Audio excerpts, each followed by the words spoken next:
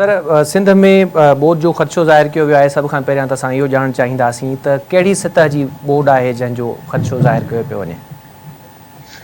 हाँ अदा तव्हांजी महिरबानी, तव्हां अवामी आगाही जो मौक़ो ॾिनो। मां तव्हांखे ॿुधायां त जेको हिन दफ़े हाई फ्लोज़ एक्सपेक्टेड आहिनि, जी त जेकॾहिं ख़ुदा न ख़ास्ता गुडू वटि 5 लख क्यूसिक खां 9 लख क्यूसिक ताईं जो रेलो पास थींदो त उन जे हवाले सां असां पंहिंजी कॉन्टीजेंसी पूरी करे छॾी आहे।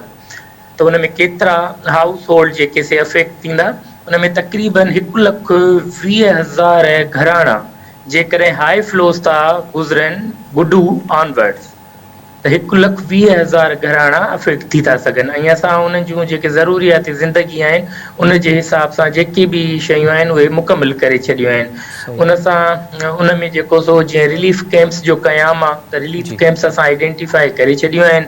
जेके डिस्ट्रिक्ट डिज़ास्टर मैनेजमेंट अथॉरिटीज़ आहिनि, जिन जो चेयरमैन जेको आहे डिप्टी कमिश्नर्स हूंदा आहिनि, उन्हनि सां असांजी कोऑर्डिनेशन हले पई। ज़िलनि में डिस्ट्रिक्ट एमरजेंसी ऑपरेशन सेंटर्स जो क़याम थी वियो आहे, त ख़ुदा न ख़ास्ता इन्हनि हालात में कंहिंखे कंहिं बि मामले जी मदद खपे त जेका सा ज़िलई इंतिज़ामिया पूरो पूरो सहकार करे सघे। ऐं उहे 24/7 जेके से ज़िलई सेंटर्स जेके से कमु कंदा।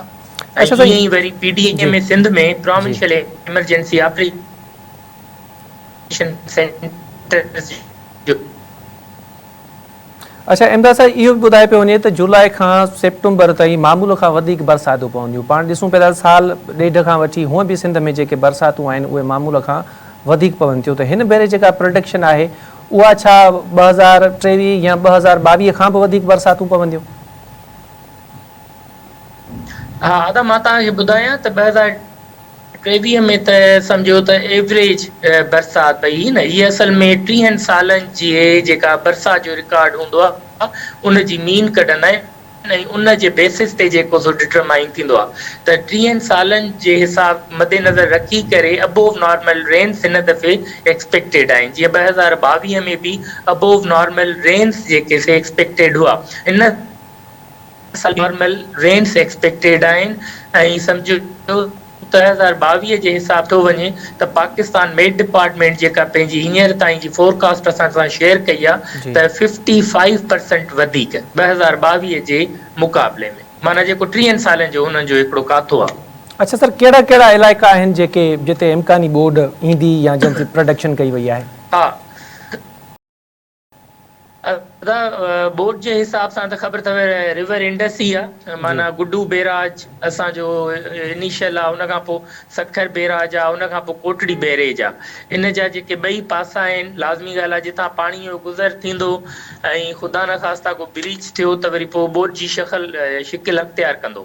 बाक़ी जेसि ताईं बरसाति जी ॻाल्हि आहे त जेका पाकिस्तान मेट डिपार्टमेंट हींअर ताईं अॻकथी कई आहे त जेके सिंध जा साउथ डिस्ट्रिक्ट्स आहिनि, माना साहिली पट्टी थी वई ऐं साउथ जा जेके ॿिया ज़िला ऐं साउथ ईस्टर्न जेके से ज़िला, जी उते अबोव नॉर्मल रेन्स जेके आहिनि एक्सपेक्टेड आहिनि। अच्छा सर, घणे भाङे जेको नुक़सानु थींदो आहे या ॿोॾि ईंदी आहे उहो पाण ॾिसंदा आहियूं त मुख़्तलिफ़ जेके शाखूं आहिनि, वाहूं आहिनि, उन्हनि जा बंद पाण ॾिसंदा आहियूं त टुटंदा आहिनि। हिन भेरे बंदनि जी मज़बूतीअ जे लाइ कहिड़ा अॻुवाट उपाउ वरिता विया आहिनि?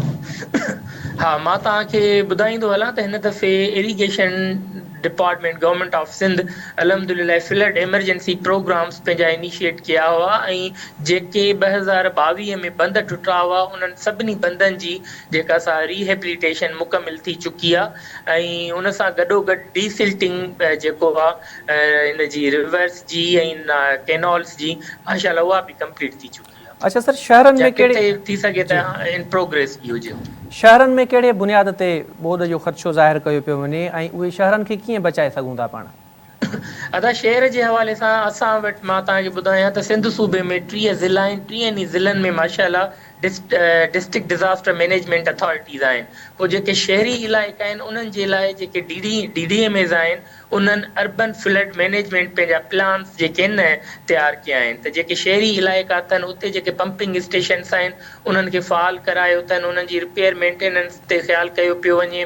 ऐं जेके शहर में सम्झो था त सेवरेज जो निज़ाम आहे, नालियुनि जो निज़ाम आहे, या स्टॉम वाटर ड्रेन्स आहिनि कंहिं शहर में, त उन्हनि जी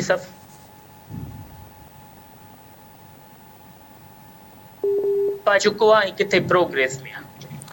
अच्छा सर, उन खां अलावा इहो बि तव्हां खां ॼाणणु चाहींदासीं त हीउ बरसातुनि जो जेको सिलसिलो आहे इहो शुरू थींदो जुलाई खां वेंदे, यानी असां वटि जून जो महीनो आहे जेका गाइडलाइन तव्हां तरफ़ां जारी कई वई आहे त इदारा उन्हनि ते अमल कनि या उन्हनि पॉलिसीज़ ते अमल खे यकीनी बणाइनि, त तव्हां वटि अहिड़ो को सिस्टम आहे चेक एंड बैलेंस जो जंहिंमें ख़बर पवे त तव्हां जेके हिदायतूं जारी कयो था उन्हनि ते अमल थिए थो या नथो थिए?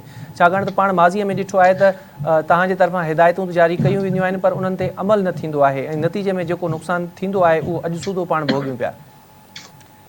अदा 2022 खां 2024 अची वियो आहे, ठीकु आहे, पर मां तव्हांखे हिकिड़ी ॻाल्हि ॿुधाईंदो हलां त इहे जेके 2 साल गुज़रिया आहिनि इहे असां 2022 जा जेके लेसन्स आहे उन्हनि मां घणो कुझु सिखी करे पंहिंजे पॉलिसीज़ खे अञा वधीक बहितर कयो आहे ऐं जिथे लूप होल्स हुआ, जिथे वीकनेसिस हुयूं, उहे अल्हम्दुलिल्लाह असां सभु एड्रेस कयूं आहिनि त जीअं वधि खां वधि कोशिशि करे असां लॉसिस डैमेजिस खे घटाए सघूं, रिस्क खे रिड्यूस कराए सघूं। ऐं मां तव्हांखे ॿुधाईंदो हलां त हिन दफ़े जामे हिकमत अमली असां कई आहे ऐं जेका हिकिड़ी कॉम्प्रिहेंसिव रोबस्ट कॉन्टीजेंसी प्लान ठाहियो आहे असां मॉनसून 2024 जे हवाले सां सभई जेके 30 ज़िलनि जूं DDMAs आहिनि उन्हनि खे असां ऑन बोर्ड वरितो आहे ऐं उन सिलसिले में असांजे वज़ीर साहब जेको सो मीटिंग्स कयूं आहिनि सिंध जे डिप्टी कमिश्नर सां ऐं कमिश्नर सां, सही, ऐं उन्हनि खे जेके से डायरेक्शन्स ॾिनियूं वयूं आहिनि ऐं अॼु बि जेको सो तव्हां पाण बि ॻाल्हि कई त चीफ सेक्रेटरी सिंध जेको आहे मीटिंग कॉल कई जंहिंमें कमिश्नर्स ऐं डिप्टी कमिश्नर्स हुआ ऐं कल्ह बि जेको सो कराची डिवीज़न जे कमिश्नर सां, डिप्टी कमिश्नर सां, PDMA ऐं ॿिया जेके प्रोविंशियल लाइन डिपार्टमेंट्स आहिनि चीफ सेक्रेटरी साहब उन्हनि सां कल्ह मीटिंग कई। अच्छा सर, माण्हुनि खे रेस्क्यू करण जे लाइ कहिड़ो प्लान आहे या कहिड़ी रिथाबंदी शामिल आहे जेको तव्हां हिकिड़ो मेगा प्लान ॿुधायो था हिकिड़ो तयारु कयो अथव?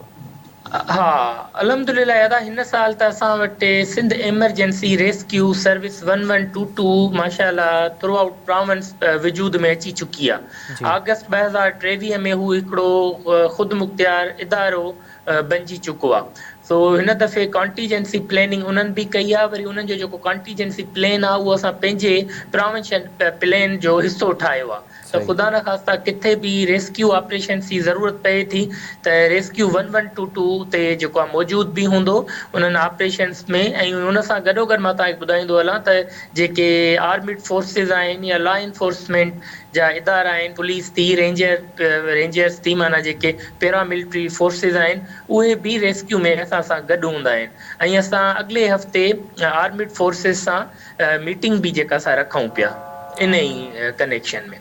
ठीकु आहे इमदाद साहिब, तव्हांजी